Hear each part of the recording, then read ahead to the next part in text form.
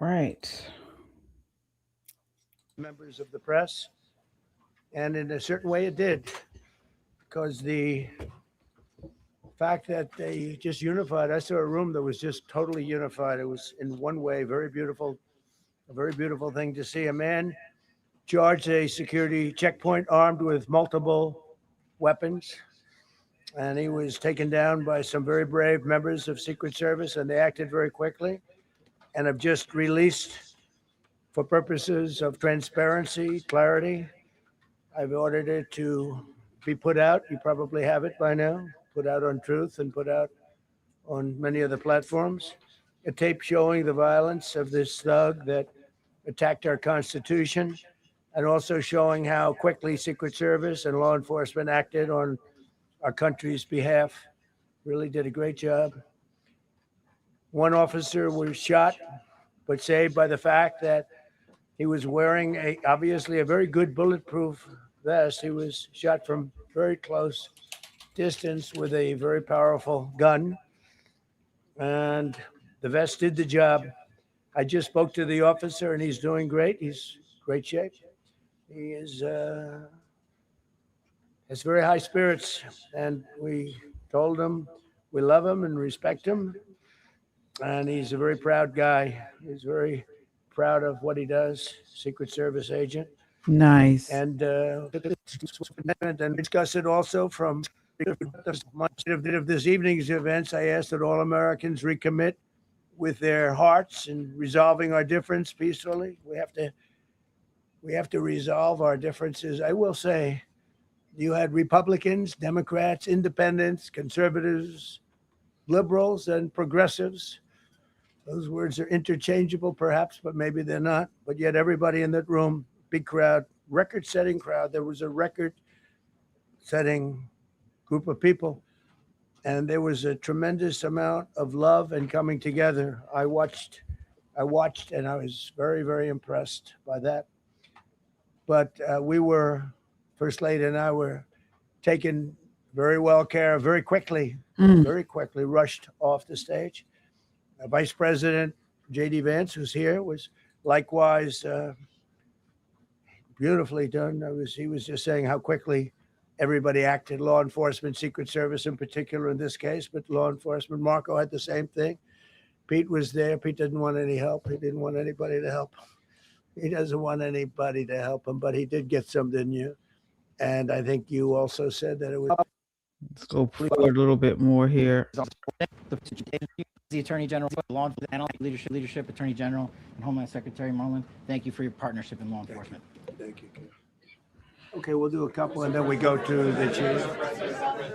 Madam Chairman, I just want to say you did a fantastic job. What a beautiful evening, and we're going to reschedule. Okay? Good. And after that, it's very tough for her to ask a killer question, right? But you have done a fantastic job. Please. Mr. President, I appreciate it. As you mentioned, it all happened so quickly. Yeah. And I wonder, especially because unfortunately you have experience with these sorts of threats, in that moment when you realized there was a threat and service agents were telling us to get down, can you describe what was going through your mind, how you were feeling in that moment? That's a very good question, actually. It's always shocking when something like this happens. Happened to me a little bit, and that never changes. The fact we were sitting right next to each other, First Lady on my right, and I heard a noise and sort of thought it was a tray. I thought it was a tray going down. I've heard that many times, and it was a pretty loud noise. And it was from quite far away. He hadn't breached the area at all. They really got him. But so it was quite far away, but it was a gun. And some people really understood that pretty quickly. Other people didn't.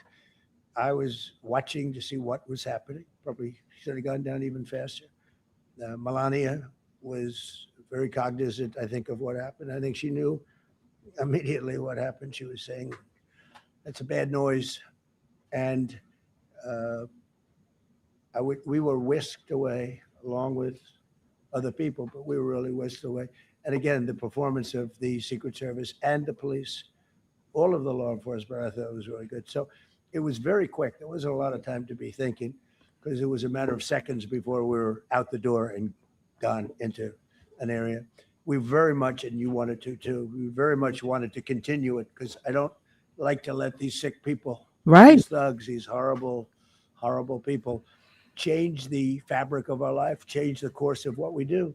Yeah. So we held out. You were there. We held out right till the end, but they didn't want to take a chance, and I understand there was protocol. But we're going to be doing one hopefully within the next 30 days or Wow. sooner, and I am ready, willing, and able. And I was all set to really rip it. And I said to my people, this would be the most inappropriate speech ever made if I said what. So I'll have to save it. I don't know if I could ever be How can as people not like rough him? as was I gonna be. really don't I think I'm gonna understand be it. probably very nice. I'll be very boring the next time, but we're going to have a great event. And you did a fantastic job. Thank you very much. Peter, go ahead. Thank you, President Trump. There's a report in the New York. I want to get to this Literally, last part. I said, they seem to think he was a lone wolf, and I feel that too. Are you concerned about U.S. Secret Service protection ability? We saw several of the detailees take minutes to be escorted out the room. No, they acted very quickly. No, I was very impressed by Secret Service. I mean, I'm the one, and Mark Wayne, you would agree with that, I think. I'm the one that would complain. You don't have to complain for me. I would be complaining. I'd be up here right now saying they didn't do their job. Oh, believe me, because, you know, it's my life. And I want to live because I want to make this country great. That's why I want to live. But when you're impactful, they go after you. When you're not impactful, they leave you alone. Okay, a couple. All right, folks. So, as you know, a 31-year-old Caltech Christian radical named Cole Thomas Allen, the self-proclaimed friendly federal assassin, stormed the Washington Hilton armed with a shotgun and pistol, hunting President Trump and his administration officials like animals. Folks, he twisted scripture in his manifesto, which we have, we're going to go over to justify murder, calling conservatives pedophiles and traitors. This is spiritual warfare, folks. The enemy is raging because God is moving. Tonight, Michelle and I are exposing the full manifesto, the shooter's background, and why this demonic hatred will not stop the righteous. All right. Stay right here. The truth starts now. All right. Across time zones and platforms, this is Christian Conservative, your trusted source for bold, unfiltered news and analysis on the issues that matter most to Christian conservatives. I'm KJ, along with Michelle Talkington. Hey, everybody in the chat. Oh my gosh. What again? Every day, something is happening every day. And tonight's show is that reminder to be grateful for, just the life, the breath that God has given, be alert, and can't wait to get in it. But praise God that he spared everyone in this situation yesterday. Absolutely. Absolutely, Michelle. Again, folks, from faith and family to politics and culture, we tackle the hard truths and stand firm on biblical principles. So, folks, as you come in, hit that like button. It helps to get this video out in front of a wider audience, and we appreciate your support. Also, join us as we expose the lies, defend our values, and fight for truth in a world that desperately needs it. More than ever, tonight is a perfect example of a world that needs truth. There are so many lies going on about what occurred. We are going to set the record straight tonight. Actually, tonight there is going to be CBS, I believe, is airing a video of President Trump. He's reacting to this assassination attempt on him from last night. Here's a clip of that before we really dig in. He's going in. And Michelle, I want to get your thoughts on this. Look at these people are such liars. Look at this clip here. All right, let's see here. All right. Take a look at this. We know her. We are very familiar with Laura O'Donnell from CBS. She is interviewing President Trump. Take a look at this exchange. The so-called manifesto is a stunning thing to read, Mr. President. He appears to reference a motive in it. He writes this quote, administration officials, they are targets. And he also wrote this, I am no longer willing to permit a pedophile, rapist, and traitor to coat my hands with his crimes. What's your reaction to that? Well, I was waiting for you to read that because I knew you would, because you're horrible people, horrible people. Yeah, he did write that. I'm not a rapist. I didn't rape anybody. Do you think he was referring to you? Excuse me. I'm not a pedophile. You read that crap from some sick person. I got associated with all stuff that has nothing to do with me.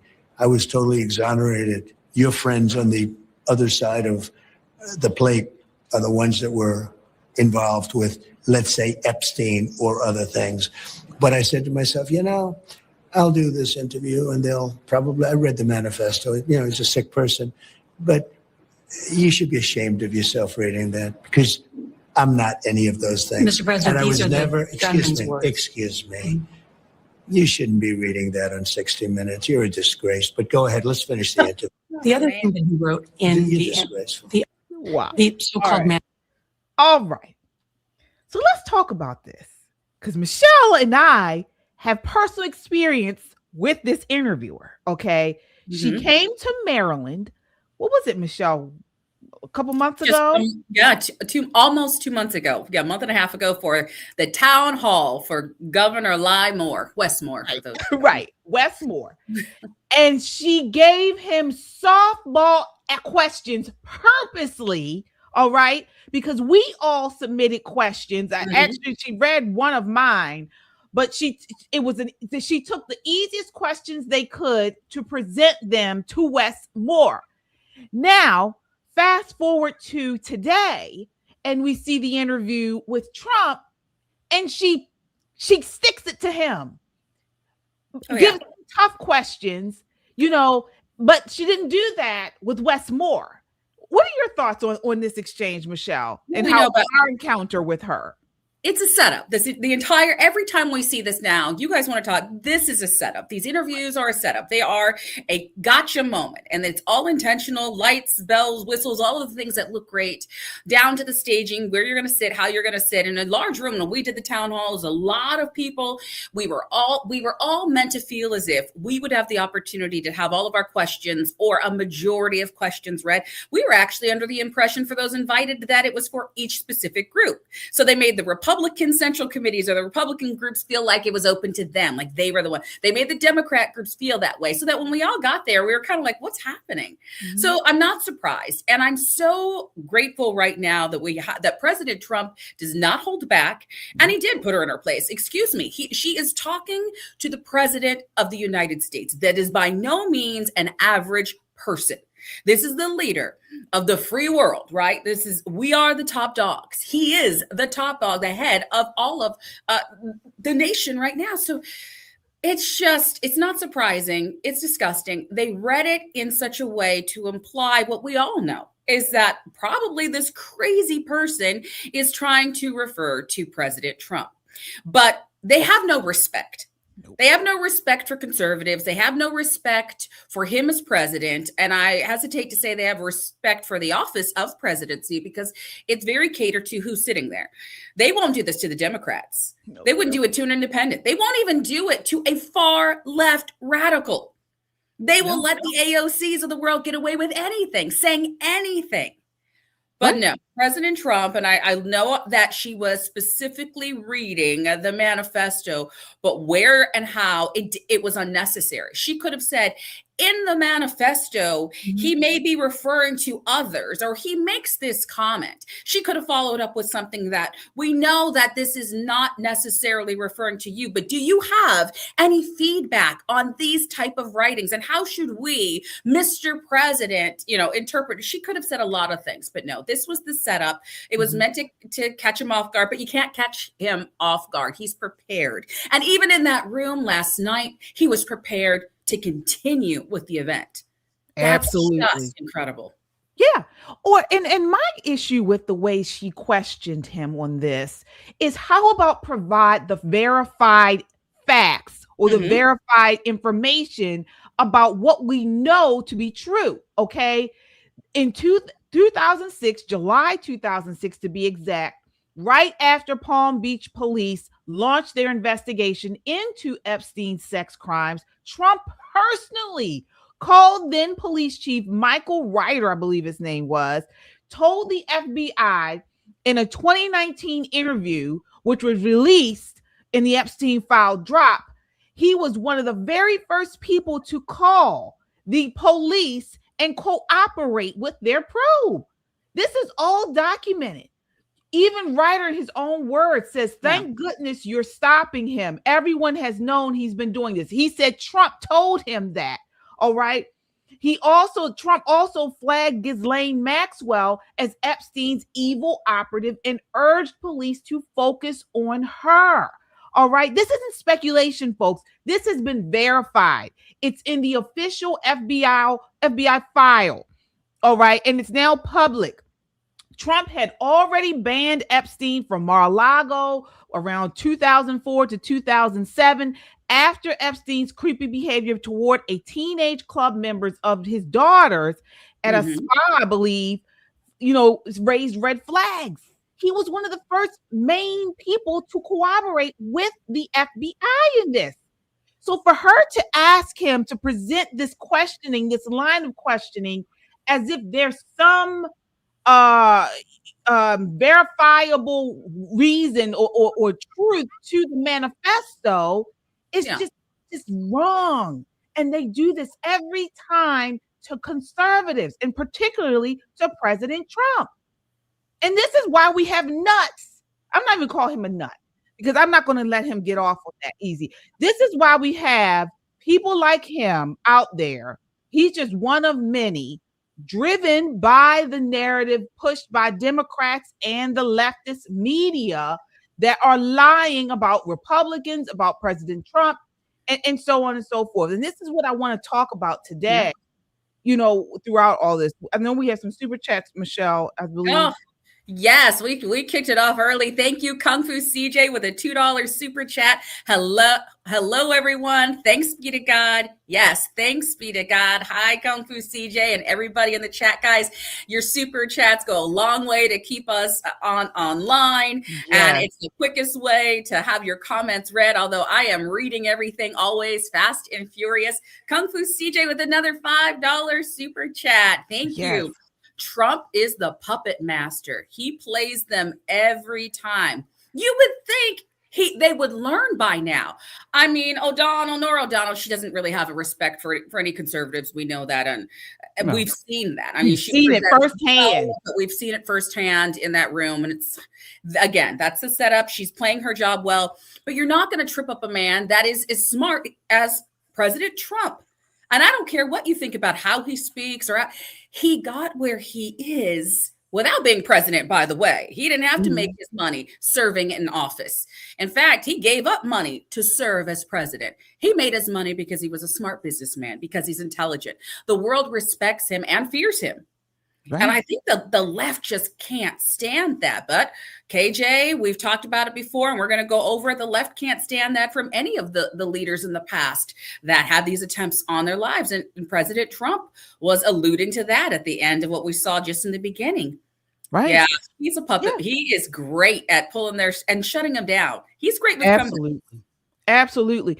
And folks, again, I know I don't agree with everything President Trump has said or even done. There are some things that I don't agree with, not a lot, but there are some things that I do not agree with that I wish he would handle differently.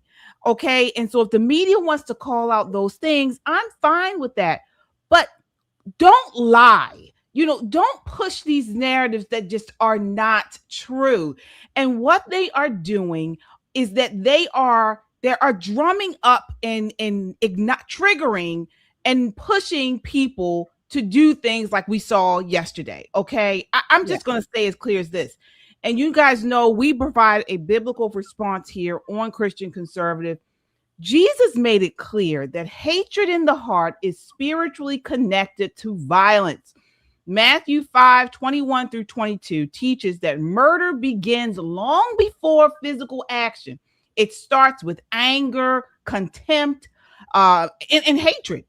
And when political opponents are treated as enemies to be destroyed instead of people made in God's image, society moves towards bloodshed. The media and the Democrats have been riling these people up 24/7. This is all we hear. And they double down. Yeah. When you read comments like this, instead of her saying, look, we were all in a room when this madman stormed in. We now are finding out more about him, like his manifesto. There was all kinds of ways. But, for this president, again, the Trump derangement syndrome is a serious thing. We've all seen that. And just the vile hatred that they don't like conservative thought. They don't like real conservative Christians.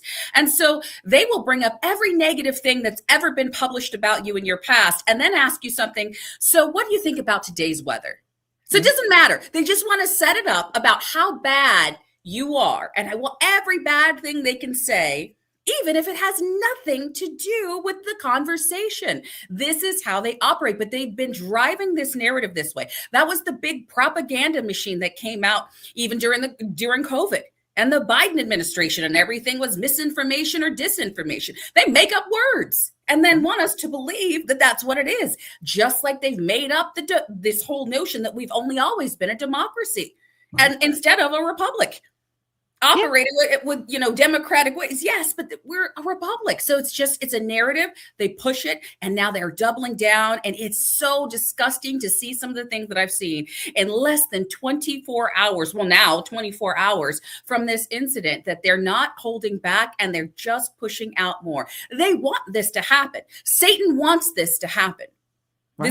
This is what he does. This is the steal, the kill, destroy. He wants this. This is not something that, as we'll see and talk about, this is not something made up.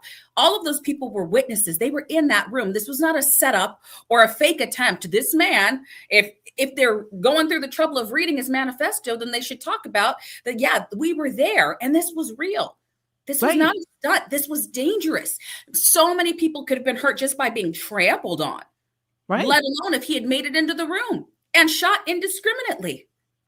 And let's talk about who this guy is. Okay. So for you guys who may not have been following what's going on, we're talking about this Cole Thomas Allen, the shooter who attacked President Trump and his administration at the White House Correspondents' dinner last night. He's at 31 from California.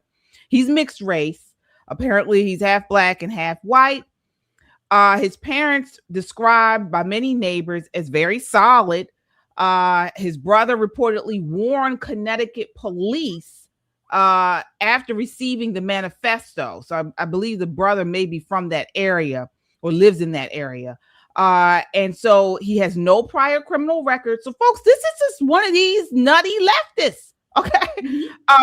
Graduated from Caltech in 2017 with a bachelor's in mechanical engineering. He participated in a Christian fellowship and Nerf club. He's actually featured in the university graduation announcements with childhood photos holding a stuffed bunny. All right. He went to California State University and has a master's in computer science. He graduated in 2025. And now he's a part-time teacher and tutor at C2 Education. All right. He was named Teacher of the Month just in 2024, December of 2024. All right. He's also some type of independent video game developer. Okay. And so, I mean, this sounds like a regular guy, nothing, no red flags, at least from what has been reported so far. Michelle, before we go on? I mean, he sounds just like somebody who was radicalized. Queen of Silver Dollar said, yeah, Oh. well educated. So Yeah. sad that he was radicalized. And that's just it. Well educated and radicalized. And that is what we're seeing over and over and over again. Well, who's radicalizing them? Because the things that they're saying are actually less of this underground. Well, we talk about being radicalized by Islam, right? We've talked about what's happening overseas and what's being imported here, or radicalized by gang members. He's being radicalized by left media. Right. He's being radicalized by what is open and what is considered and deemed safe and what is considered and deemed the truth. Because when you're getting it from CBS and CNN and MSNBC, you believe you are getting it from a trusted source. The far left, the well-educated are being indoctrinated by what they believe is the truth. That's what's so scary. The propaganda is coming out of trusted media sources. And it's hard to, you just don't trust them. I just don't trust them anymore. You have to do your research. But how many times can you hear over and over? And we've done clips on this show where you will hear them say something and it will be said over and over. And within 24 hours, you can put together a clip with 30 media outlets saying the exact same quote. It's not coincidence. It is intentional. This is intentional radicalization of average Americans. It's happening in the schools, it's happening in the colleges, and now it's happening in front of you on your television so that the left can get what they want. That is why less than 10% of the population in that LGBTQ movement was able to take over an entire party. That was a narrative. That is how it works, guys. We are not safe. We are not as well, we're not as safe as we think we are. And right now, I will say, even the people that I thought were close to me in common sense, friends of mine, family members, I'm seeing posts like I've never seen. I'm seeing things about this was just fake. This is anybody believes that liar. He faked everything. People died at Butler because he was faking an assassination attempt for they are following the media and they're going down their own rabbit holes. It's disturbing. It's dangerous. And people are going to get hurt because of it. Yeah. And I thought someone asked, what's the solution? And I think that's a great question, because many times, and I was just talking to someone about this earlier, Christians, there are some Bible believers who believe we should stay out of this. We should just, we should be about kingdom building and focus on Christ and the Bible and spreading the gospel and stay out of politics, stay out of this. But folks, I just do not believe that. And let me tell you why. We are here to tell the truth. Tell the truth. Okay? And when we stay silent while these people push lies, I truly believe this is why we have people becoming radicalized. There are too many Christians, too many patriots that, for one, people who they're white people. I have white friends who are conservative, who feel like they don't want to speak out because they're going to be called racist or names, or demonized on the job, demonized in their school, in their church, so they stay silent. Then you have Christians who stay silent because they think that you're not supposed to take part in the worldly politics. This is not true. Who's going to be the light if we continue to not speak out against the lies? Yes, we can speak out and we speak truth and we speak biblical truth, but we also tell them this is not true. For instance, just like when we went to the CBS town hall with Norah O'Donnell, and we sat and we saw how they lie and how they miscommunicate and deceive. They hand select the truth. They hand select what's true. So you're not always going to call them out on being a liar, because what they said was true. What they said was witnessed, or what they said, like by reading this manifesto. Well, this is a real thing. We verified this. It's the slant. It's how they present it. That is what's surrounded in lies. The truth is not in them. That is manipulation, but it's manipulation at the highest level that has now created monsters. Right. Exactly. Christians are not called to be passive observers while deception spreads. We just are not. What is it? Proverbs talks about Proverbs 31. Open thy mouth for the dumb in the cause of all such as are appointed to destruction. Okay, so silence can become complicity when truth is being attacked and innocent people are harmed by lies. Mm-hmm. We got to call this stuff out. So that's what my solution is. My solution is not to sit by the sidelines and let these people continue to spew lies. Call it out. Call it out. We're not to become emotional, which I can become sometimes. We are to become, reasonable, calm, but tell the truth. Okay? Tell the truth. Lies are not just political strategy. They're spiritual weapons. And so when falsehood is normalized, whether about God, family, gender, justice, or truth itself, Christians must recognize the spiritual battle underneath. This is a spiritual battle. It's not just politics. It is warfare over truth. So when they're out here talking about these gender lies, the marriage lies, we can't sit silent. We have to tell the truth. That's my solution. And that's what we're doing. This is what we try to do here on Christian Conservative. We counter it with the truth. Yeah, and to those of you who said, well, one, then you don't understand kingdom. You don't understand rule and order if you're saying that Christians have to stay back or stay out of it. That's just absolutely ridiculous. And those are the same ones that want to separate the Old Testament from the New Testament. And they just want to, this passiveness is fine. Turn the other cheek. That was what they fall on. But and that's what I was looking for, Luke 22:36. Mm-hmm. What does God say? Go and you have a purse, take it, and also a bag. And if you don't have a sword, sell your cloak and go buy one.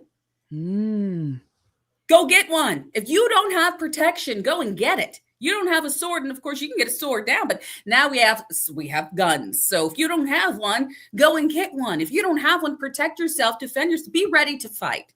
And that doesn't mean that you go and start the fight. That means be prepared. And God is always calling us and preparing us for battle, whether it's a spiritual battle or physical, because a lot of these spiritual battles are turning into physical battles. God did not say if somebody's coming to your house and comes with a knife and gun and comes to attack, you don't open up your doors and say, come on, take my children, take the women, take the money, just go ahead and take it all. Absolutely not. That doesn't make you any more or less of a Christian. This is nonsense. And Christianity, the churches, we get confused with separation of church and state, which is a myth.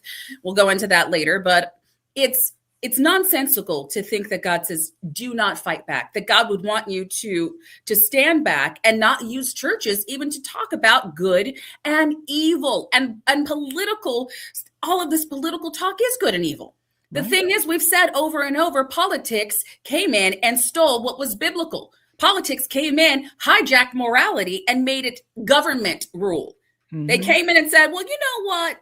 We're going to talk about this issue. It's a big hot button issue. So let's codify. Let's put it in our laws. Let's make legislation over it. And then all of a sudden tell the churches, no, you can't talk about it because now we've made laws about it. Well, I'm going to tell you what, God made the laws before you ever became a political entity. God made the laws before the legislation did on many of these tough issues, on life, on male and female. So there are things you can't just keep separating. Absolutely not. Christians, you have a duty. Now, if you're a passive Christian, you are the one that you want to pray about it. But that doesn't preclude the rest of us from standing up and doing something. That is my issue. That doesn't stop the rest of us from saying, if that was a room full of pastors, like what's happened in Nigeria, when Christians are being slaughtered by radical Islamists, they have a right to defend themselves. And then they have a right to talk about what's happening politically in their nation and in their churches, because that might be the only place that's actually open to that might be the only building. That might be the only place you can talk about these things. They've got, I get to where I'm like, give me a break. Get over yourself. Are you serious right now? I cannot take so many people seriously. And this is why we're in the rut that we're in right now. No, we don't just sit back. President Trump said it. We can't let these people win. You can't let evil win. Right. And let's talk about the evil of this guy. Now, folks, this was premeditated. This guy traveled by train from California via Chicago days earlier, okay, checked into the Washington Hilton as a guest to exploit the guest loophole.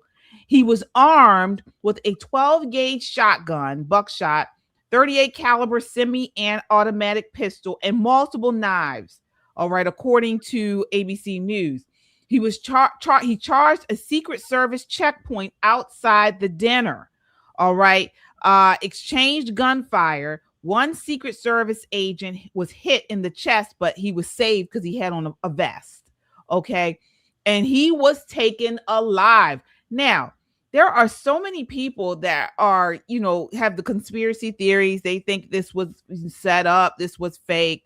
So a couple of things there that, again, you never know what's going on, but a couple of things that make me think that's not the case is, one, he was taken alive.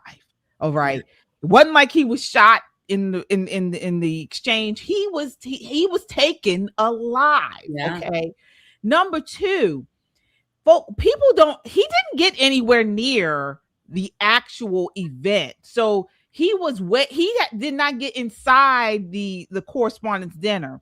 He got through the first level of security. All right. So, I mean, because some people were saying, well, how did he get through? Well, he didn't even actually get through. He just went through he charged through that first barrier. And then right there, they put him down. So I don't think, I think that the security was still pretty good. What are your thoughts there, Michelle? Well, I think the security did what they were supposed to do. The fact that he was prevented from getting in means their procedures in place worked, right? So maybe this guy got into the hotel. And if you guys have been there, I've been there for events. We have conventions and stuff. There's conventions and things that happen there. And it is not that hard to really hide yourself or prepare yourself in a hotel because there's down hours, right? We have security there that's waiting. I remember waiting for President Trump to come into it for more than one time, right? I might have been this exact same hotel or a different hotel. And the lockdown happens in the morning where they're checking all of your bags, where they're going through everything. But at night, when it's nice and quiet and it's 2 a.m. or 3 a.m. and you just happen to be in that hotel room, sometimes there are ways around the ropes because there's not everybody just waiting and securing it. The security comes there that day, hours before setup, sweep everything, and then they're ready. But there's still ways around it. There's still ways to get down a set of stairs or an elevator or a service elevator. We're going to find out how he just, walked around, and it's a hotel. It's a public building, essentially, private and public. How many of you guys have ever gone into a hotel to say, hey, do you have any rooms available? Yeah. And this is Correspondents dinner. There's a lot of people there. And so I'm sure that they're going to make sure they're in a more secure place, or maybe they'll just have to do a little bit more, find a different location, or have an entire day where nobody's getting in. We're going to double check all of the guests. We're going to make sure you're going through different kind of security, got in with a lot of weapons. I do not fault the Secret Service. I do not fault the, all of the security detail, the police officers. They did their job, and thank you for doing your job. There was a man willing to take a bullet, and he did. Right. He took a bullet. And we know that the president was there, but he took that bullet for every single person that was in that room. Right. And thank God for his vest. He was protected. Again, I think the procedures were followed. I think they're going to tighten things up because we're just in a world where everyone is a potential threat. That was not the case 20 years ago. That was not even necessarily the case 5 years ago. We didn't see that with President Biden, but nobody really cared about President Biden to go after him, because he was going to trip on his own and fall. And, we weren't worried about him because he wasn't causing effective change like President Trump or JD Vance or anyone else in that room. That there were some powerful people in that room. Everybody was there. I mean, the whole administration, you had the media. I mean, everybody was there. But let's talk about his manifesto. I mean, while we say that, I want to make sure I call out Kung Fu CJ. Okay. His $2 super chat. He looks mixing, I think, MK Ultra. So I was going to refer to him as you said that. Let's listen to MK Ultra's manifesto. What is right. Okay, yeah. So again, folks, I mean, this guy, he was just to me, he was a regular guy, and again, he was radicalized. So he's got this manifesto. We have the little bit of it here. Let me see here. All right, so here's a X post of it. And I mean, it's wild. So this is Colin Rugg posted it. Said so he starts out saying, "Hello, everybody. So I may have given a lot of people a surprise today. Let me start off by apologizing to everyone whose trust I abused. All right. I apologize to, he goes on to apologize to his parents for saying I had an interview without specifying it was for Most Wanted. So he goes on and he apologizes to the colleagues, to the ER. He goes through and apologizes to several people. As far as what he's about to do at this White House Correspondents' dinner. He says, on to why I did any of this. All right, listen to this. He says, I am a citizen of the United States of America. What my representatives do reflects on me. And I am no longer willing to permit a pedophile, rape, and traitor to coat my hands with his crimes. Well, to be completely honest, I was no longer willing a long time ago, but this is the first real opportunity I've had to do something about it. While I'm discussing this, I'll also go over my expected rules of engagement. And he goes on to this rambling thing, who he was attempting to attack in this attack.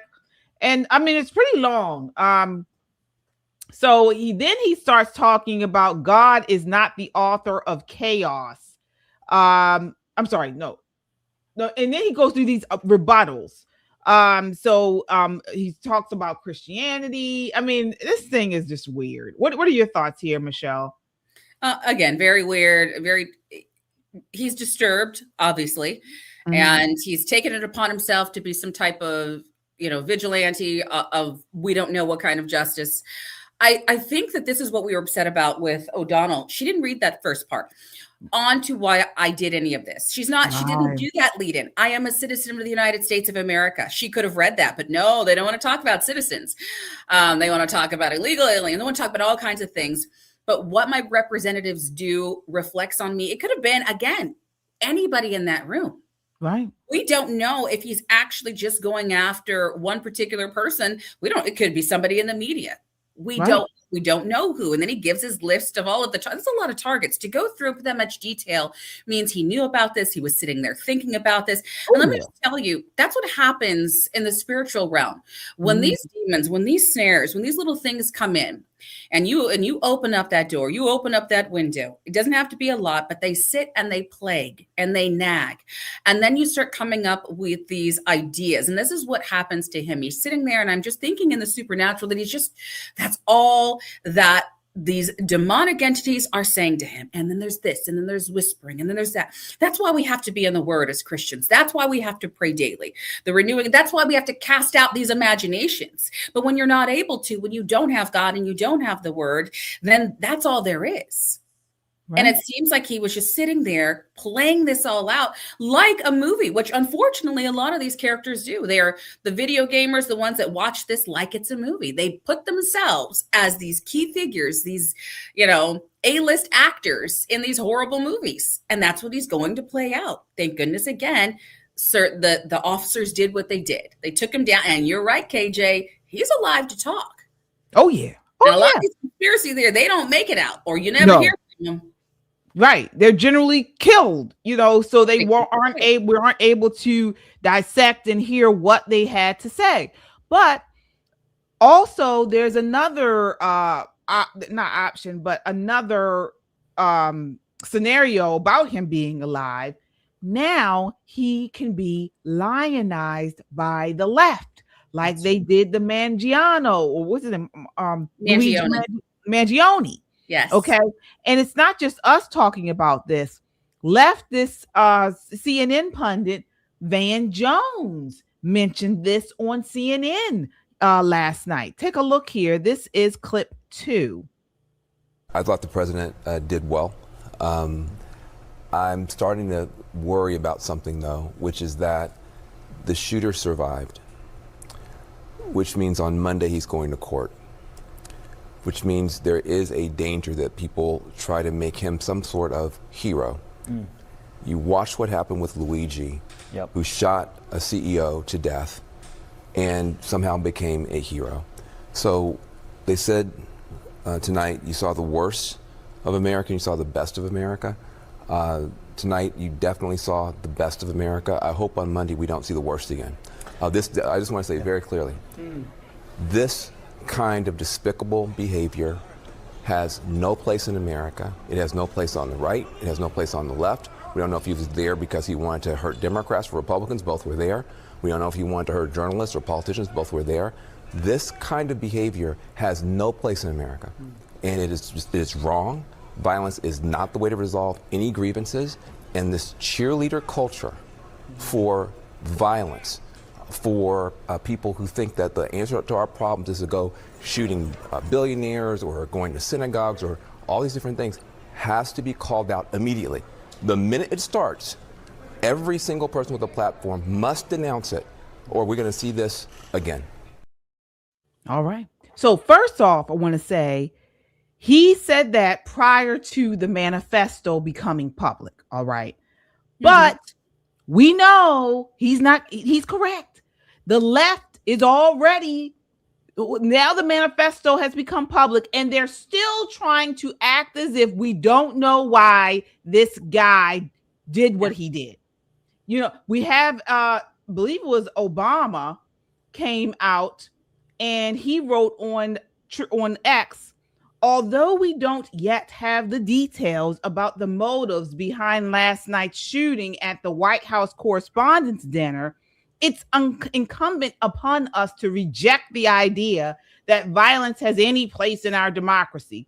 It's also a sobering reminder of the courage and sacrifice that U.S. Secret Service agents show every day. I'm grateful to them and thankful that the agent who was shot is going to be okay.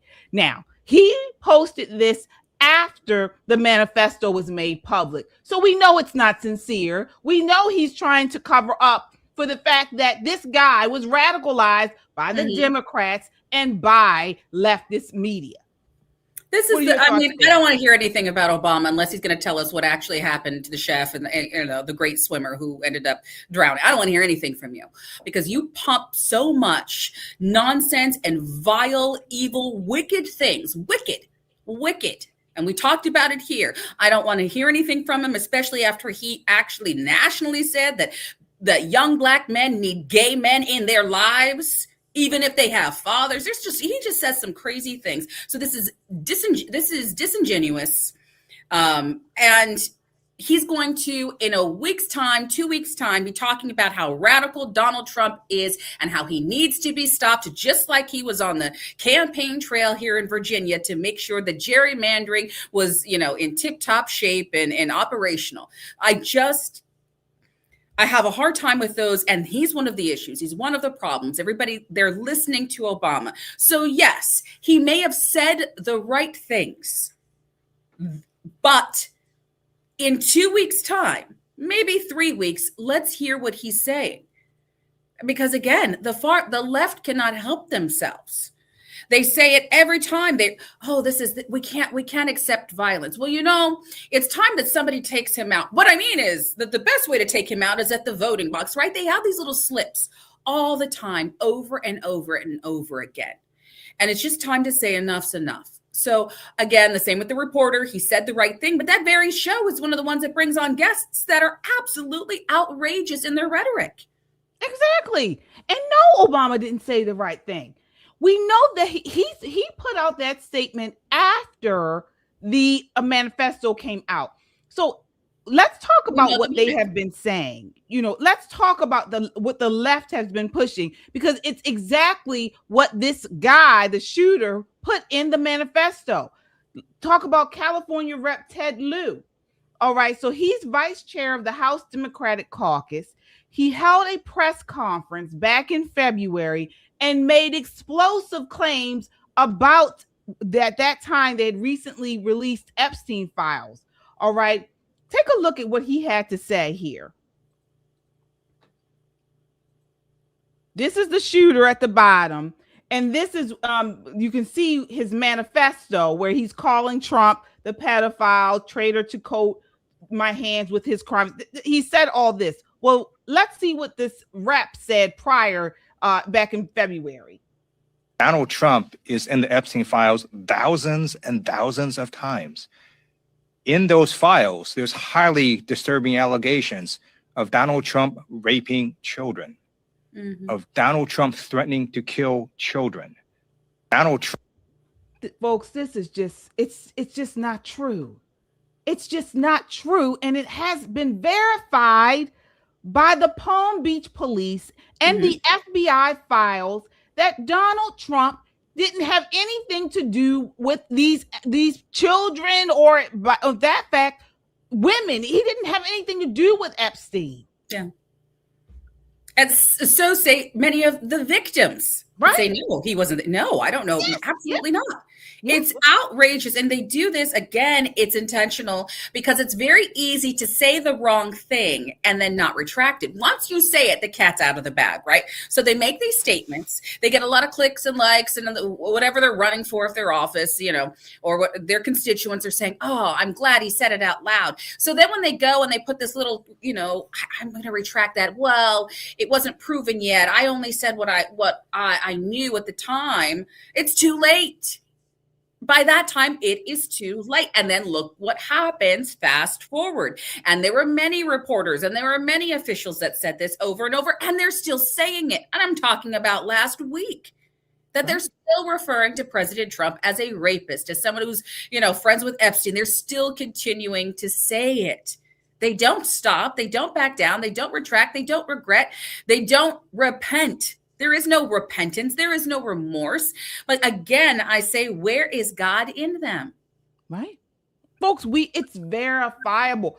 Bradley Edwards, who was representing many of the victims in 2009, while he was representing these Epstein victims in civil cases, he publicly confirmed Trump voluntarily got on the phone and provided him useful information to help the investigation. All right, this attorney emphasized Trump was not under investigation himself at the time and went out of his way to assist him.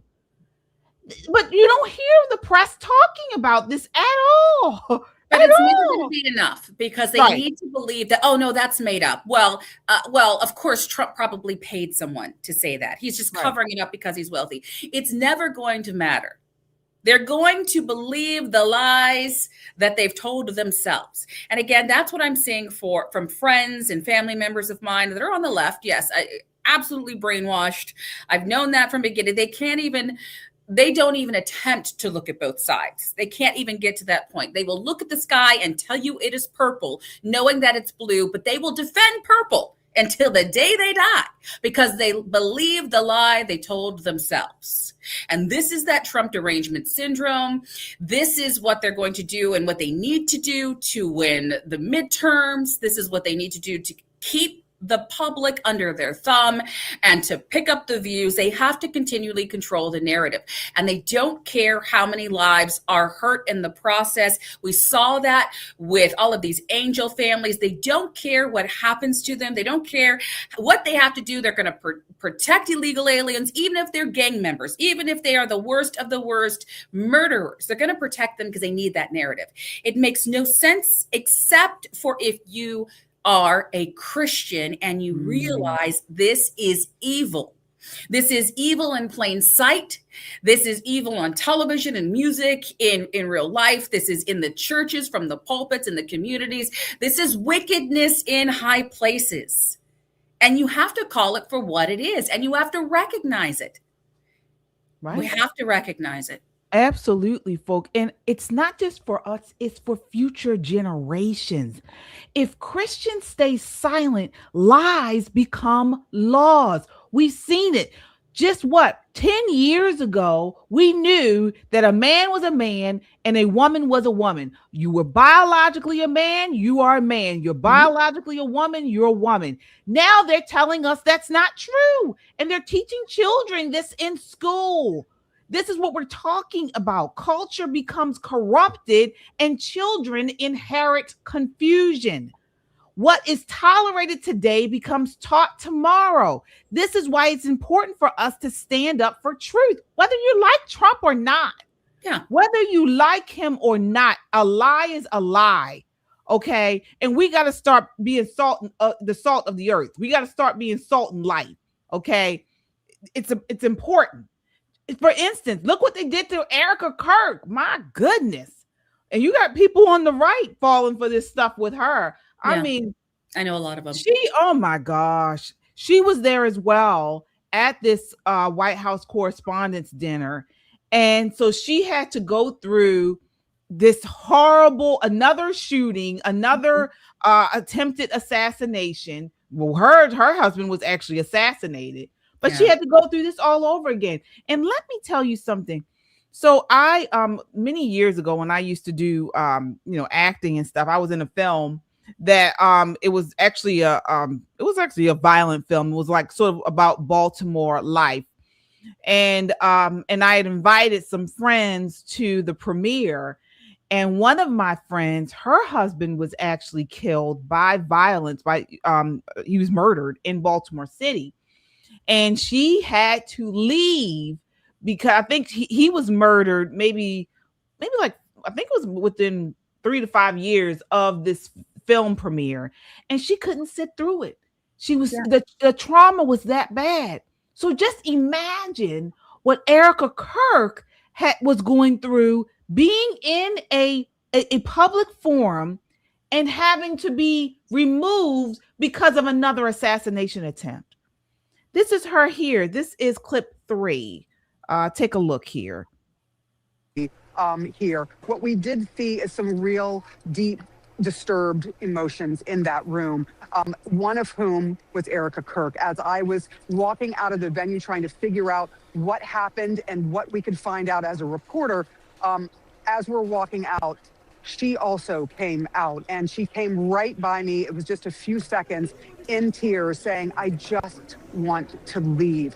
Imagine her distress as she's sitting there hearing the same thing that we all heard, which was gunshots, and knowing what happened to her husband, and being in that scenario. She looked visibly terrified as she was being escorted out. And then we saw her again once she was outside of the building, kind of being surrounded and waiting to be able to leave the area completely. My gosh, that poor woman. We have the video that she is the news correspondent is referring to. Take a look here. I just want to go find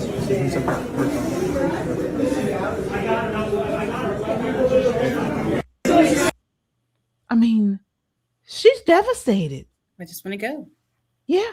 And everyone in that room was traumatized. Everybody in that room. It was, again, it's that we've seen this play out a couple of times for President Trump. And again, this is not just about President Trump, because look what has happened with several presidents. You don't have to agree with the president, but this is everybody trying to be a John Wilkes Booth. Everybody is attempting to make their mark, but as an assassin. And for who? For what? For somebody who can't even run for another term. And that's because they've, again, done something that everyone says, oh, that's so dangerous. They're a threat to democracy. What do you do with a threat to democracy? And if you said it, I think we should probably get a count of how many times the left has said, and media, that's been complicit in calling President Trump a threat to democracy that needs to be stopped. And this is from congressmen and women and senators and leaders over and over and over. This has gotten so far, and we still don't learn from history. We didn't learn from Ronald Reagan. We didn't learn from Lincoln. There's just keep naming them, JFK, Martin Luther King, whoever. We're not learning. We're not seeing these signs somehow. And then the media comes on and they keep doing what they do. It's so sad. I feel, I mean, horrible for Erica. Yeah, I horrible. really hope that she can really take some time to heal. I don't think she has. And do you ever get over this? Yeah. But that's to happen so fast in less than a year, for her to be there in that room. That's just, again, that's fresh trauma. It's opening up a wound that hasn't even healed, and just pray for her. Yeah. And again, we have the left and the media are still they are refusing to lay this at the feet of where it belongs. The left, this guy was regurgitating the same talking points that the left and Democrats have been doing for years. Here he is again talking about his social media post. Take a look here. White House officials tell our CBS News' Jennifer Jacobs that authorities have found anti-Trump and anti-Christian rhetoric on the suspect. Surprise, surprise. Suspect's social media accounts. We're also told by law enforcement sources both of his firearms were purchased legally in California. As for the defendant, Margaret, he'll appear in federal court tomorrow. Okay. I just want to say I am actually proud of this administration's who they have in office right now, because to have this man arrested, facing charges, having everything that came out so fast, they're not playing around anymore. I think they said the gloves are off. We're not going to do this where we hide it and it's going to be investigated and you'll find out months later, if ever. I think the swiftness of how much they've released, how fast, and of course, with others doing their own investigative journalism, just independent people, that's been phenomenal. So I do want to give credit and say I'm happy that this is happening so fast, so that there isn't time for all of this conspiracy to fester. There isn't as much time for us to come up with these ideas of who he may be. We're putting it all out in the open, and so I'm actually happy about that. Me too. I am too. Folks, I am so sick of these leftists. I am so sick of biting my tongue around them. I am so sick of when I go out and every conversation turns to Trump, turns to politics, when I don't even bring it up, and they assume that I am a leftist. Okay. And God forbid I disagree with them. Then they go crazy. Then the unhinged comes out. And so this is why it's so frustrating and angering to see these Democrats and the media continue to say we don't have a problem on the left with political violence. They try to play this both sides thing. Here is, I believe this is Batya Ungar providing some data on how we do have a left-wing violence problem in America. This is clip 5. Mm-hmm. We have a problem not of political violence. We have a problem of left-wing political violence. The vast majority of political violence in this country comes from the left. And I just want to read you one poll from YouGov that came out very recently, September of 2025. And it found that 25% of Americans who call themselves very liberal support political violence. And that's compared to less than 3% of Americans who call themselves very conservative. Look up this YouGov poll. The more liberal a person is in America, the more likely they are to defend and support political violence. And if you read the manifesto of the alleged gunman, which I urge every person to do, it does not sound like the ravings of a crazy person. It sounds like every Democratic politician when they go on cable news and talk about Donald Trump. He called him a rapist and a pedophile and a traitor, which is exactly what you hear from the upper echelons of the Democratic Party. There is a problem with the left. They support political violence, and we have to do something about this. They have to take responsibility for it. And every time they say that both sides have this problem, they are blaming the victim. Yeah. Absolutely. I know for a fact, and Michelle, you may be able to confirm this as well. We are here in Maryland. most of our friends and family are liberals, are on the left. Okay. And I'll say even leftists. I have some leftists in my family. All right. And again, we don't talk about Trump. They talk about Trump more than we do, more than conservatives. They bring it up. Yeah. They talk about Trump. I was just over what was this? A couple weeks ago. I think it was over Easter break. I was with a group of friends, and some I knew, some I didn't know. You know, this is my first meeting, and we're just talking. And of course, they got to turn the conversation to Trump. You could be talking, oh, it's a beautiful day outside. Well, what about Trump? They bring him up and they just are triggered and they just go off on a tangent. And you just 1 minute you thinking you're talking about a beautiful day, talking about the beach, and you're there for an hour talking about Trump. And God forbid you push back on anything they say, they go crazy. You are so right, KJ. And our official. So I'm gonna jump. I think it's Elaine Marco said something that it's where Ronald Reagan was shot. But at CNN, you actually had Jamie Ratskin, and she calls him Ratskin, on to talk about rhetoric about Trump, and he says he doesn't do that. And you're right. So Jamie Raskin's from Maryland, okay, representative here. Which, golly, if we actually had voter ID, I bet you he wouldn't be a representative. But they obsess with Trump. And then CNN had the nerve to let him talk as if, I've never said anything bad about Trump. I only talk about the policies of the administration. They know. They have clips of him saying every kind of nasty thing about Trump, right? And it's not just about Trump. Trump is the today. He's the right now. 5 years, 10 years from now, they're going to have some other politician they don't like. And that's going to be that politician. But you're right, KJ. They talk about Trump out here. I've had people go on ranting and raving and, oh my gosh, he's just destroying Maryland. I said, Trump's destroying Maryland, not Governor Westmore. Well, yeah, Trump's policies are just ruining Maryland. I said, like how? Oh, the gas is so high. I said, well, what about Maryland's like 30-cent extra gas tax?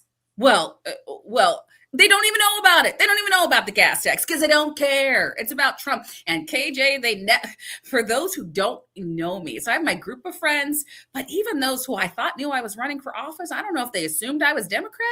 They just will rant and rave about how bad Trump is, this administration, and how racist he is, and actually had the nerve to look at me like I'm going to agree with him. Like, he's just so racist, right? I can't believe the things he said. And I had to tell a woman, I'm like, you do know that I'm the Republican candidate for Congress, right?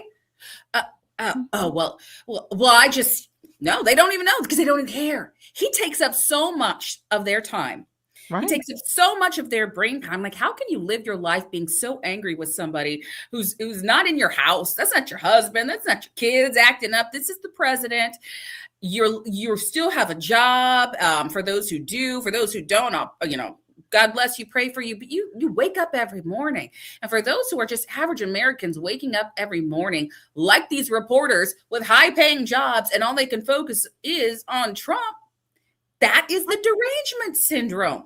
You don't have to like him, but why dwell on that? I can't get over that. I didn't dwell on Biden that much. I couldn't stand him, but he wasn't the topic of every conversation. Right. It's gone from it's Trump. Erica Kirk is a huge trigger for them now for some reason. I don't know why. And folks, thanks to Candace, you all who continue to push these conspiracy theories about Erica Kirk, why don't you ask Charlie Kirk's family? Why don't you ask his mother? Ask his father?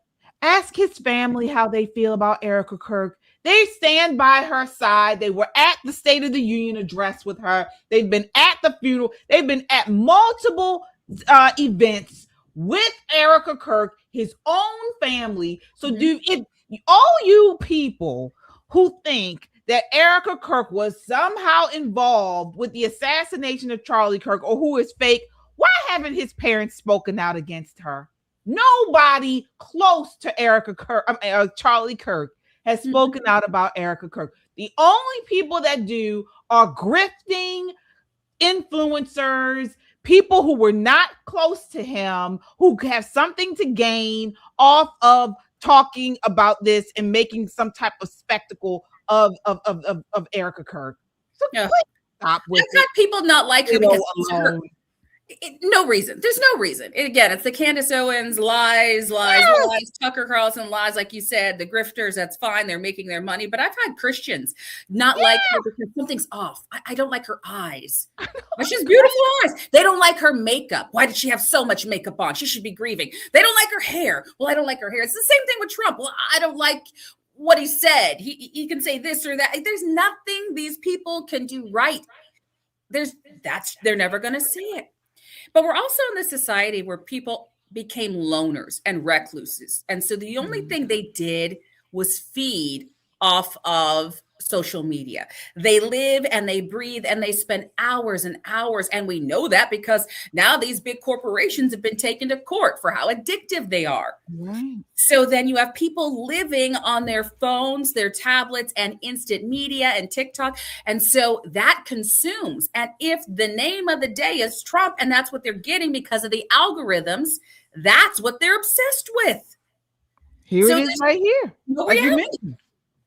Yep. This is the news once again. Stochastic terrorism is, right, when a leader uses language that is more likely than not to radicalize. Democracy is on the ballot still. Democracy is on the ballot. Democracy is on the ballot. Democracy's on the ballot. Democracy's on the ballot. Democracy is literally on the ballot. Democracy is on the ballot for this election. Vice President Harris has made very clear that democracy is on the ballot here. Democracy, of course, is, as the president likes to say, on the ballot. Terrorism experts call this stochastic terrorism, where somebody has been so demonized that it creates this heightened risk of lone wolf actors. Donald Trump is turning this nation into Nazi Germany. You don't have a president, as you said, talking about exterminating Latinos. A re-election of Donald Trump could mean the end of democracy. This would be the end of America. Actual Trump-led wannabe empire is the end of democracy. Stochastic terrorism is a way of using language that is clearly meant to incite some percentage of the people listening for a violent purpose. What does that potentially do for unbalanced people out there? He is destructive to our democracy, and he has to be eliminated. This is what they're doing. I'm telling you, this is not democracy. It's democracy. This is a bunch of dummies who don't know the difference between democracy and a republic. They don't understand the Constitution. They don't understand that we are fighting for their right to be idiots, that we are fighting and standing on the Constitution so they can be as stupid and as wrong as they want to be. Meanwhile, they're actually utilizing media the way that they accused Donald Trump of doing. Right. They're actually using it and weaponizing it. They weaponized it into making us feel so guilty if we went outside without a COVID vaccine that we were killing our grandparents. I mean, let's go back not so long ago in time when they told us how evil and how wicked we were and how we should be put in camps. This is the media that we who did not vaccinate should be put away somewhere because we were a danger to society for not getting a COVID vaccine. So excuse me if I don't believe or listen to that democracy thing that they repeat, rinse and repeat over and over until you all get it. And the people on the far left lunatics, that statistic said 25%, 1/4, a full quarter of the far left believe in political violence as being acceptable. And that is probably only because of the last 5 years of rhetoric. Or maybe we're going to go back 8 years. We're going to go back to President Trump's first term in office, and then there was a break, and then they brought it back. Absolutely outrageous. And I don't think it's getting any better, and I don't think they're going to stop. I think that even though, unfortunately, so many in the media were there, I believe they're going to double down. I think it's going to heat up in the next, like I said, month and a half, because they're going to start focusing on the midterms and they need to get votes and all of this.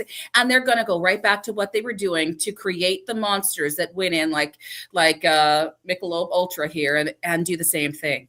It's Absolutely. Or MK Light or whatever he said on there with the nickname. What's his name? The shooter's actual name. Cole, something Cole. Yeah, Cole. and I don't even like to, here's the thing too. I actually don't like to give credit to their real name. And it's what it is, but I don't like to say it over and over. I don't even like that. I don't like the publicity that they're going to get, like you said, like Mangione. Right. They're going to get a lot of publicity from this. They're going to get their own profiles are going to skyrocket because of this. But this comes down to wickedness, ignorance, wickedness, propaganda. Satan is winning because we're letting him win. Not here on Christian Conservative. Guys, that's why shows like ours are so important, because you've got to have another source, another resource, and you've got to get biblical perspective out there. You've to talk about politics or to talk about what's current. Right. And it's just kind of scary to think of where my kids are going to be in the next couple of years. And speaking of, Kung Fu CJ with a $5 super chat. Thank you, Kung Fu CJ. Thank you. Thank you. You said it earlier, KJ and Michelle. If they repeat the lie enough, they will trigger idiots to do violence. Right. And not only lie, folks. We saw that what they've been doing with the Southern Poverty Leadership Law, what is it? SPLC, Southern Poverty Law Council, I believe that's what it's called, stands for. We covered this on Pop and Politics last week, but it's been all over the news how the DOJ found that this Democrat sort of what do you call it? It was like it's almost like a spinoff of the Democrat Party, but this organization was creating hoax, race hoax. You know, they were out here, they were involved in Charlottesville, and no telling what else, having people go out and fund the Ku Klux Klan and all these other organizations. Yeah.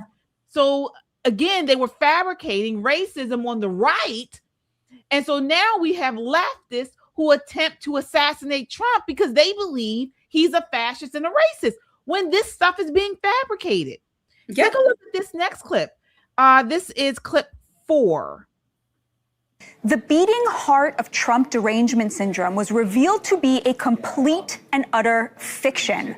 This week, the Justice Department indicted the Southern Poverty Law Center, that storied institution which fought racism alongside Dr. King, on charges of wire fraud and money laundering. According to the indictment, between 2014 and 2023, the SPLC secretly funneled over $3 million from donors to leaders of the Ku Klux Klan, Unite the Right, and the Nazi Party, among other extremist organizations. While telling donors that the money was being used to dismantle violent extremist groups, the money actually supported those groups and their leaders, the indictment alleges. Remember that infamous Charlottesville Unite the Right rally where neo-Nazis marched with tiki torches, chanting, "Jews will not replace us"? Following the rally, the liberal media seized on a comment by Trump that the protests had very fine people on both sides, a hoax, as we will show in a minute. And the march became the proof the left was looking for that Trump is racist and a catalyst for exploding white supremacy across the nation. Well, we learned this week that one of the organizers was literally on the Southern Poverty Law Center payroll. In exchange for $270,000, this man attended the rally, made racist postings under the supervision of the SPLC, and helped coordinate transportation to the event for several attendees. It's incredible. According to the DOJ, Charlottesville, which the left used to smear conservatives as racists for the last 10 years, was literally funded by the left. The demand for white supremacy had so outstripped the supply in America that a leftist organization was literally funding racism. Wow. So who is going to sit here and say Christians need to be quiet about this? We need to be sounding the alarm on this and getting the truth out. These people are liars. They are evil, and they are trying to take over they're trying to ruin our country. They're trying to destroy it. And you think we as Christians should not be involved in shedding light on this? No, we should. Use paid informants to manufacture extremism on the right. Oh my gosh. Not just paid, supervised. Did you hear the part where he was supervised? Like the stuff that they sent out on social media was being watched by the Southern Poverty Law Center, which, by the way, had their own hit list. So Charlie Kirk, Turning Point USA, they had an entire list, including people that were simply praying, the organizations that would pray at abortion clinics. They had them on their list as being like terrorist, dangerous organizations. Meanwhile, they were paying and supervising the activities of those who would stir up trouble, because we know that race baiting is big money. It's big money. It's $1 billion industry at this point. And the media is complicit in it because they like the drama, because that's how they keep their ratings up. So that's how they win Sweeps Week. That's why they cannot stand shows like Greg Gutfeld, who came around, says whatever he wants on Fox, if you guys ever watch it. And he says pretty much screw you guys. And he gets the highest ratings because he goes back to, what's important? Our First Amendment rights. We should be shouting this, you're right, from the rooftops, and God is exposing it. God is exposing all of it. And so the media, while it's being exposed over here, is trying to quickly that just got exposed. Crazy, because the NAACP is like doubling down in its support. And, we can't just shut down this organization. There should be a process. We should just fix the bad parts. There's all kinds of groups that are still defending the fact that these guys were paying KKK members. Which even for me, I'm not afraid. I don't go outside and I don't see any Klan members in my community. I don't know if any of you know any active KKK members. I swear that this firm was responsible for keeping them alive and well. Because really, who actually sees this whole alt-right, this KKK, this white supremacist? How many of you see them on a regular basis? No way. I see a bunch of thugs throwing out trash and acting a fool. I see MS-13 members. I see Trenderog. Well, I see everything in Maryland. What I don't see is a bunch of KKK members. So this, again, is a narrative that they need to continue to have going, because racism pays, race bait pays well. And again, this is the division. Satan needs division, but Marxists need the division. This is how you conquer a society from the inside. And this just happens to be the highlight. And a lot of corporations relied on the SPLC metrics to decide who was safe to work with. Salesforce already backed away. Folks, if this case moves forward, more companies may finally realize they trusted a political hit operation disguised as a civil rights group. Oh my gosh. Folks, I don't want to hear Bible-believing Christians say that we should stay out of this stuff. God is truth, and anything built on lies stands against him. John 14:6 says, Jesus said, I am the way, the truth, and the life. All right. And we cannot claim loyalty to Christ while staying silent when deception is spreading. Now, I'm not saying you have to be MAGA, you wear your MAGA hat and all that. I'm not saying that. Well, what I'm saying is, even if you say, you know what, I don't like Trump. Let's say you just say, I don't like Trump. I don't like the way he speaks. I don't like what he says. But to sit silent while these people lie on this man, you're operating with the enemy. And I gotta come out and say it. It is with the enemy. So and he is the great deceiver. That's what I'm saying. So we gotta call this stuff out. This far left, this agenda, again, it's good. They've done a great job. I hate to say that, but they've done a good job at keeping whole churches, an entire culture. The Black culture has been lied to, manipulated. It has been deceived by that same tactic. We didn't see that much in the 90s, which is interesting. If you go back not too far, we never really questioned that. I never really questioned race. I had some incidents because I lived in Utah for a little bit. Yeah, I was definitely different living there at the time, but it wasn't as bad as now because it has to be manufactured. Mm-hmm. And if it's not racism, what else can they manufacture? It's a different kind of hatred. It's going to go back to trust and believe. If racism doesn't catch on, as more and more Black conservatives come out and call it out, what they're going to switch to is probably going to be religion. Religion is in the mix because it's going to be like, we've talked about, Chrislam, we've talked about Muslims, how we have to love all Muslims, how they're so closely connected to us as Christians. Call that out. Because if you don't follow after Christ, if Christ is not Lord and you think he's some prophet, then I'm sorry, you're wrong. And it's okay for us to say that. And that's where I'm just getting disgusted and fed up. We have to, like you said, KJ, tell the truth. Right. And if you tell the truth, you're going to remember the truth. Because they don't even remember their lies. And to everybody who says, I can't stand President Trump. He is evil. He is wicked. And I've said, well, have you prayed for him? Have you prayed for that administration? Have you asked God to just reveal to him the truth so that he can do what you want him to? What is it that you want him to do that you need change? Have you prayed for that change specifically? Right. Oh, the answer is going to be no. Well, I'm just going to pray that God takes it. I'm just going to pray for a new leader. I said, well, then you got a heart problem. Then maybe you need to check your heart because there's plenty of people I don't like. I don't want to associate with them. They're not my friends, but I'm going to pray for that office because God commands us to. The word tells us to. And we're supposed to pray for the leaders, even if we don't like them. Now, you speak the truth. If they are doing something wicked, you can say that. But what we are doing now is not that. We're not talking about the truth of what Donald Trump is doing. We're being nasty, where the media is just playing this because they don't like when good wins. And I don't think they ever will. Oh, no way. Yeah. These feel-good stories that they used to have all the time. CBS used to have a morning show I watched all the time. It doesn't sell. That's why that's why pornography is so popular. And they used to say, well, sex sells. They're right. It does sell. And it sells now to children in our elementary schools, in our kindergarten books. I mean, so this is how far we have let evil win because we didn't speak out against it when it was little. And now it's just snowballed. And that's why absolutely not, Christians. Do your job.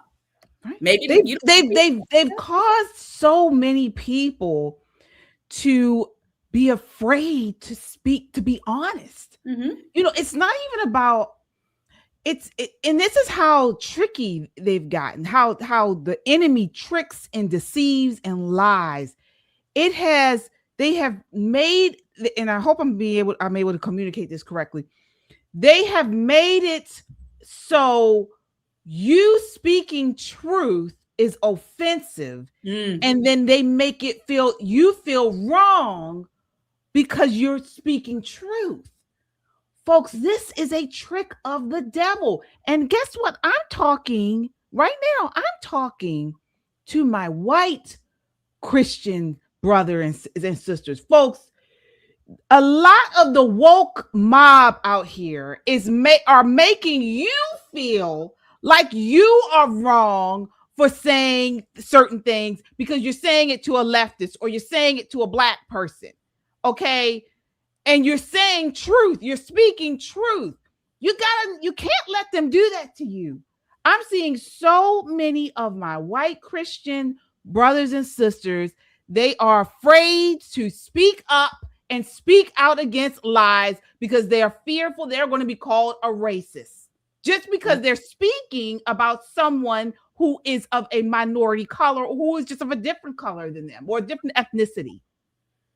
Speak the truth and stand up on it.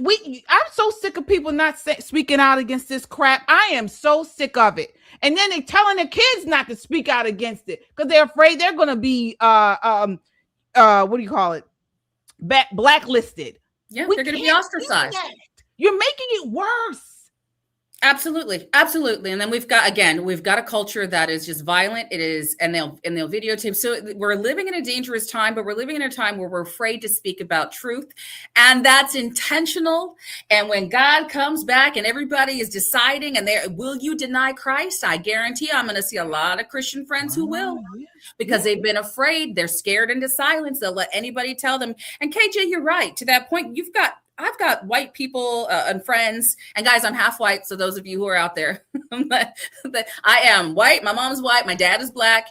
And so my children, my husband's white. My kids are everything. They look like everything from red hair to blonde hair to tans to one that looks just like me. You never know out of the 6 kids.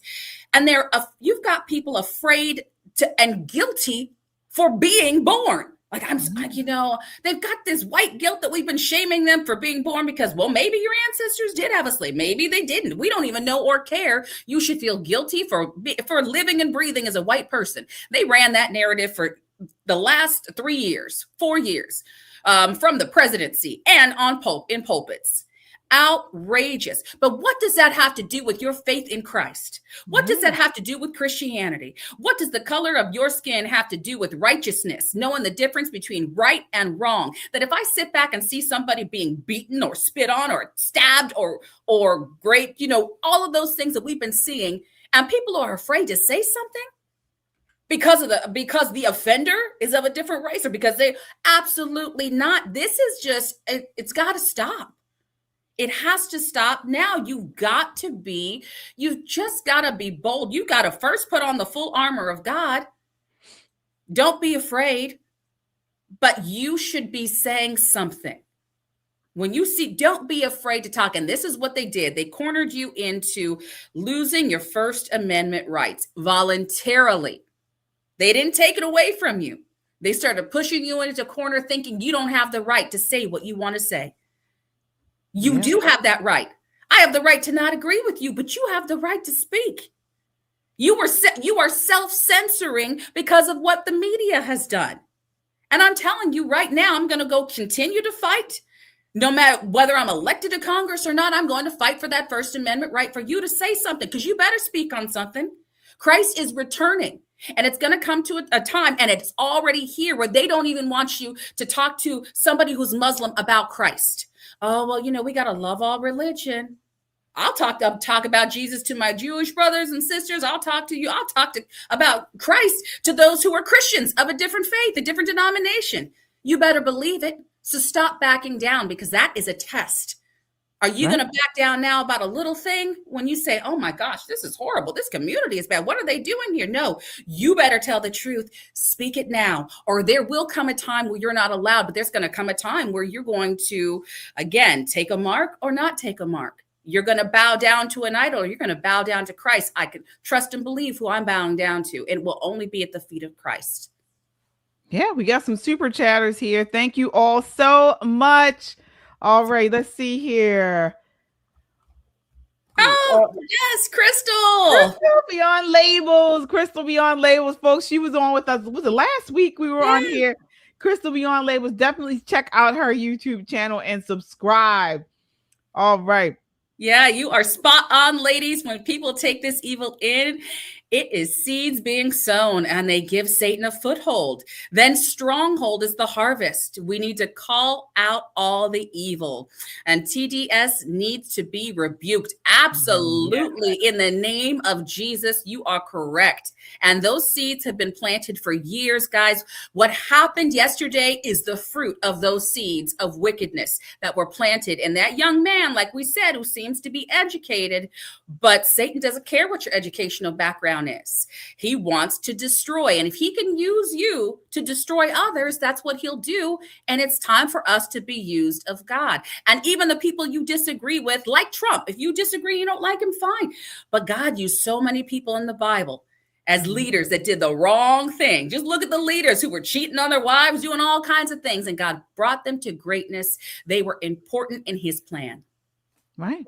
And we talk about the lies and the narratives that are pushed and how they can they become much larger than we anticipate when they're first told. Take a look at this. So Democratic U.S. congressional candidate Esther Kim Barrett, she used IVF to have 2 children. Okay, some people that's it's sort of controversial, but what she did, she used IVF to have 2 children. All right. Then at age 41, she became pregnant naturally. Okay. So what did she do? She had an abortion. Take a look at this video where she talks about why she decided to abort the natural pregnancy.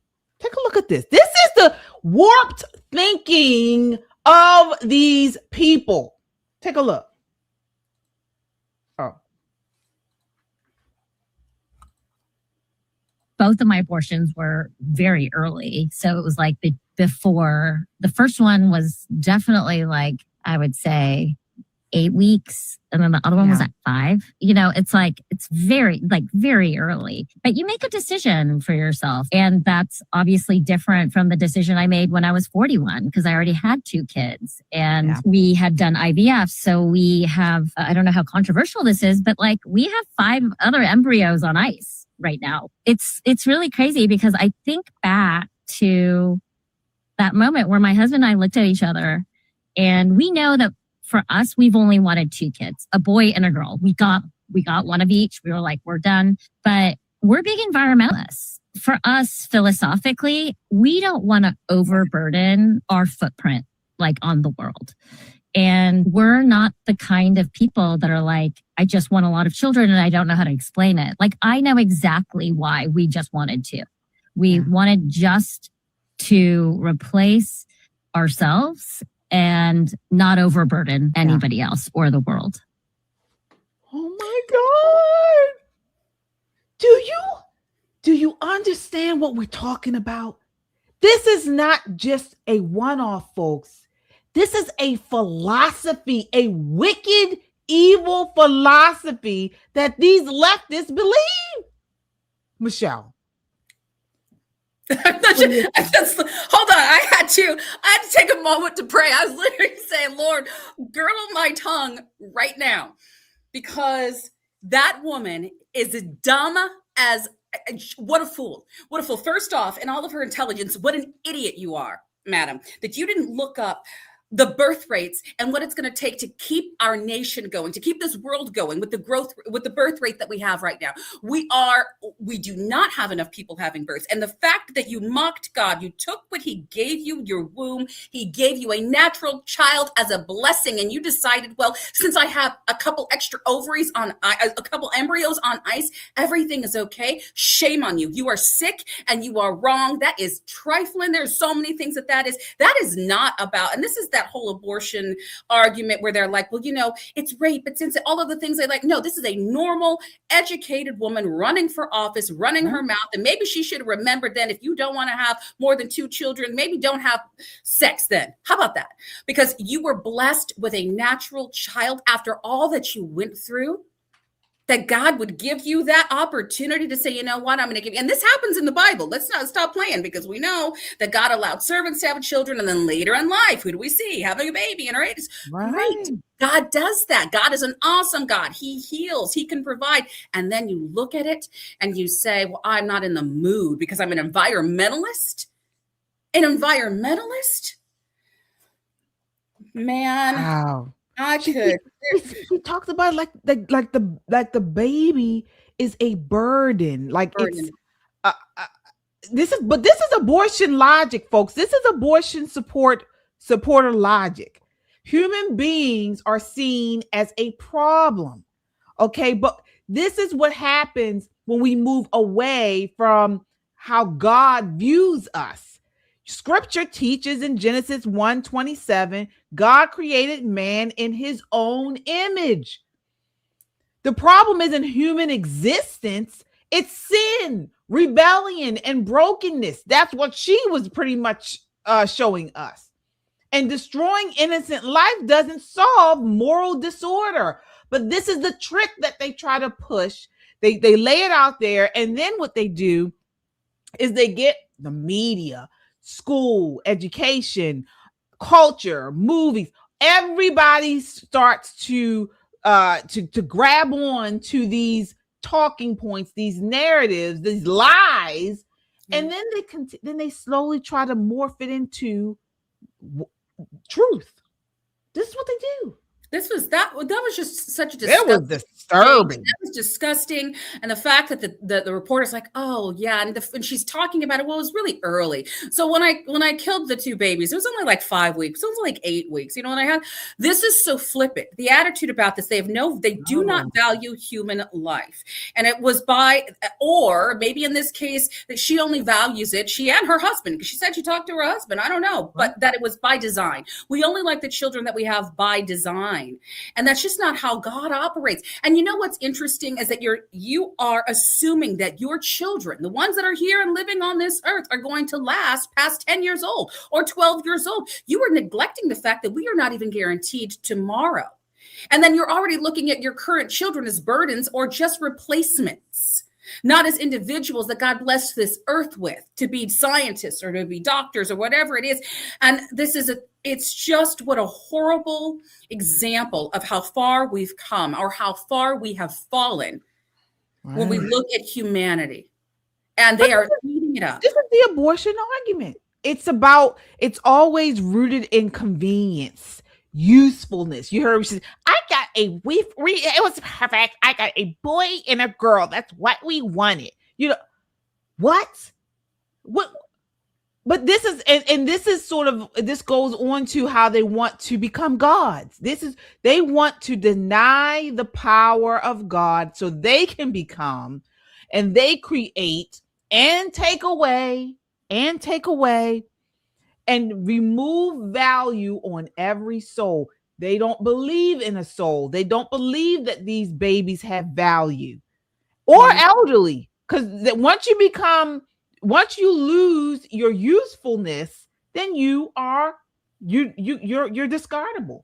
That's what it is. Baby or old person or anything in between. Let's say you got some type of disability.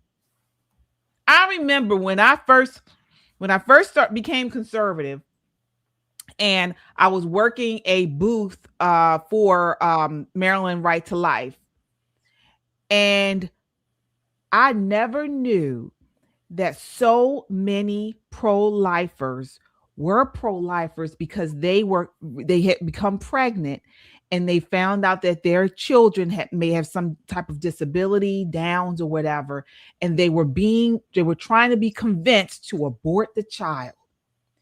And so many people came up to the booth with their beautiful kids who may have had some type of disability, may have had Downs, but they said, you know what? I didn't do it. I said, I had no idea this was a thing. Yeah.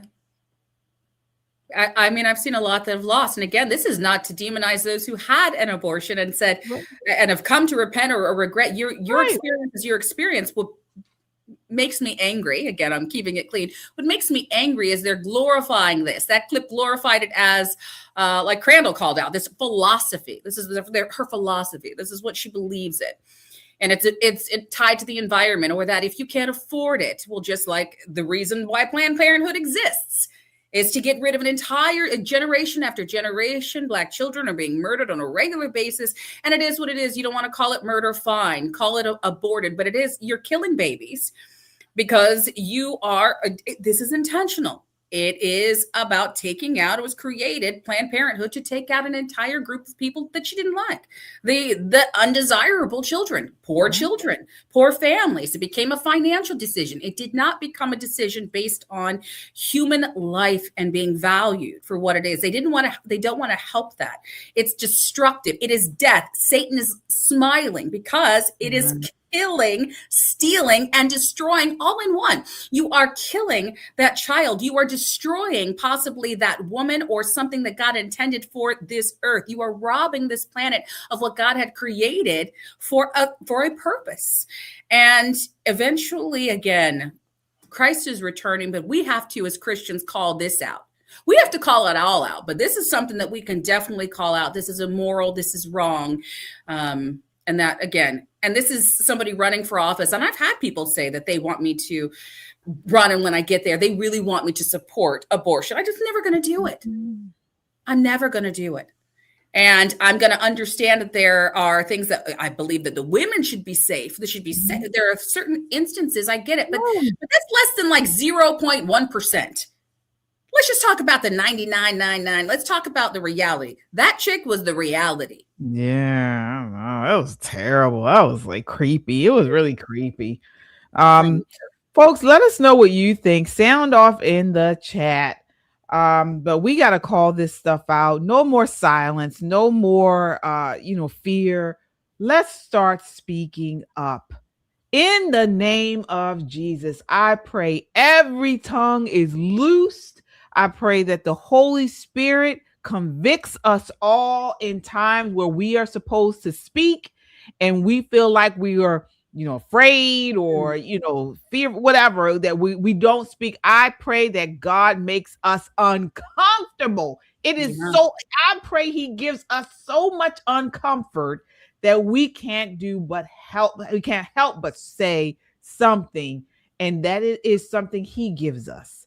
I pray that for each and every one of us that are Bible believing Christians, that God gives us a word to speak to people when we hear the lies. So you know what? Kung Fu CJ with another $5 super chat. Thank you so much tonight. Thank you. And he says, I should be the dad of 4 children, but my son's mom aborted our kids while I was at sea. Oh my God. That is him again. Thank you for even sharing that. That is God loosening that tongue, like you said, because people need to be able to share these stories. You never talk about the dads who wanted the children. No. That's never discussed. In fact, they don't have a say in most places. There's no options for them. And that's the kill. That is the steal. That is the destruction. Right. That is the tool of the enemy, and it destroys multiple lives. Yeah. All right, folks. Well, that does it for us tonight. This is our last show for April. We come back on Thursday. Is Thursday still April? Or is that May? I can't. I'm not sure. I think it's May. Well, I'll check. Yeah, we got one more. Oh, we got 30th. One more. Yeah. Oh, okay, that's the 30th. Okay, good. Okay, so we got one more live show for you guys in the month of April. Please don't forget to share this broadcast, send it in a DM, post it on your social media, and subscribe. We want to grow this channel. Our goal is to hit 20,000 subscribers. We know we can do it with your help. Thank you guys so much for tuning in. Final words, Michelle. Oh, man. Again, I am grateful for the hand of God that watched over everybody that was in that room yesterday. And let's just bring this back and just praise God for exposing. I just pray that he continues to expose the enemy at every turn. And I think that's why right now we're in a season of so many things being exposed and the enemy trying to play cover up. So guys, be watchful. We have to be those watchmen. We have to pay attention because it's rapid fire. As quick as you can turn on the TV or the radio, something new is happening. Don't be deterred or distracted because the enemy is going to do wrong. It doesn't matter the category. We talked about the shooter. We talked about abortion. We've talked about politics. The enemy will use any category. We talked about race. When it's wrong, it's wrong. And I'm just grateful and pray God continues to expose it so that when we get together here, I love this chat, we can stand on truth and then we share it to others to say, don't fall for the lies, don't fall for the tricks, don't fall for the snare of the enemy, because that is what he does. But that's not what we were called to do. KJ said it, be the salt. I'm going to tell you, be the light. Go out there this week, bless someone or call out the truth when you see the lie. And I'm just going to continue to encourage you to do that. Use one opportunity this week. Absolutely. All right, folks. And we'll talk about it on Thursday. If you were blessed by this conversation, make sure to hit that like button and subscribe. We're here to stand on truth, speak life, and fight for faith and family. We'll see you on Thursday. But until then, keep your eyes on Christ, your heart rooted in truth, and your voice unshaken. God bless. Nice on Sunday. This is Christian Conservative. I'm KJ with Michelle Talkington.